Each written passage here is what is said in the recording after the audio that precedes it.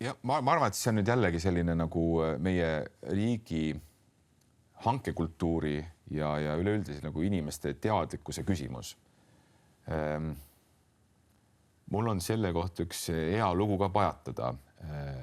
Ta kohe võib-olla ei tekita inimestes mingit väga suurt äratundmist, aga ütleme, et ta nagu mingil määral ka minu enda näitel, kes ma tegelikult peaksin olema nagu üpriski eesrindlikult teadlik neist asjadest, nagu näitab mingeid ühiskondlikke valupunkte.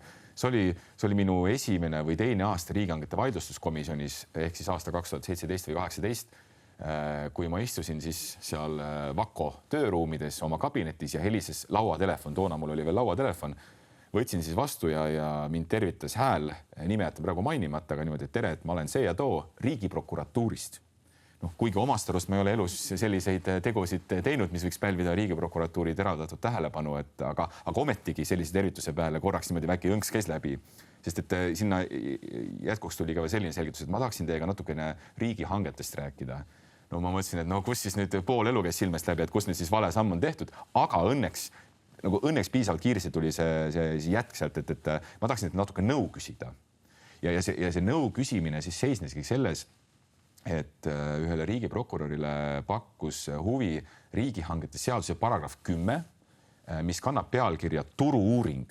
Ja kuigi see turu-uuringu sõna mu meelest ei ole nagu kõige õnnestunum seal seaduses, inglise keeles on näiteks riigihanke direktiivides preliminary market consultations ehk sellised nagu eelnevad turukonsultatsioonid, mis minu arust annab seda mõtet paremini edasi. Ehk turu-uuring on siis hankija poolt läbiviidav eelnev suhtlus, hankele eelnev suhtlus turuga. Ja vastupidiselt nüüd linna peal liikuvale legendile, mis siiamaani ütleski visa kaduma, on hanke eelne suhtlus hankija ja turuosaliste vahel täiesti lubatud.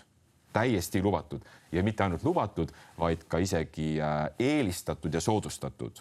Just nimelt selleks, et arutage asja, et kui hankija ise ei ole IT-spetsialist, siis räägi jumala pärast turuosalistega, et mis on hea, mis on tänased parimad praktikad, mis on teie sisend, et mis on üldse võimalik, mis ajaga, mis hinnaga, et seda kõike tuleks eelnevalt rääkida, sest et ainult niimoodi on võimalik saavutada kvaliteetne tulemus. Ma ütleks seda kuidagi niimoodi luuleliselt, et enne kui hankida mingit asja või teenust, tuleb hankida teadmisi selle asja või teenuse kohta, et teisiti ei saa.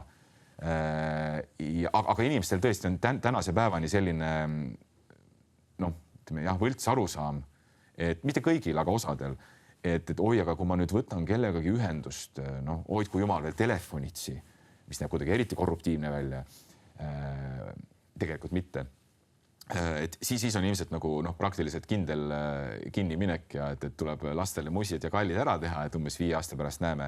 Aga nii see ei ole ja ma arvan, et nagu, mida enam me suudame seda endale teadustada, et turuga konsulteerimine on täiesti okei, seaduspärane isegi soovitatav, seda paremas positsioonis me oleme. Absoluutselt selle tärni või hüüumärgi ma ikkagi see panen, ega muidugi ei tohi kokku leppida mingit kõlvatuid asju, mingit altkäemaksu ei tohi küsida, kellelegi ei tohi hanketingimusi justkui niimoodi rätsepaülikonnana selga õmmelda, et sinu toode tundub äge, et ma siis kitsendangi tingimused niimoodi, et sinu konkurendid ei saa tulla pakkuma. No see on muidugi keelatud. Kui inimesel on moraalikompass paigas, siis ta ilmselt seda ka mõistab. Aga jah, lihtsalt nõu küsimine täiesti lubatud.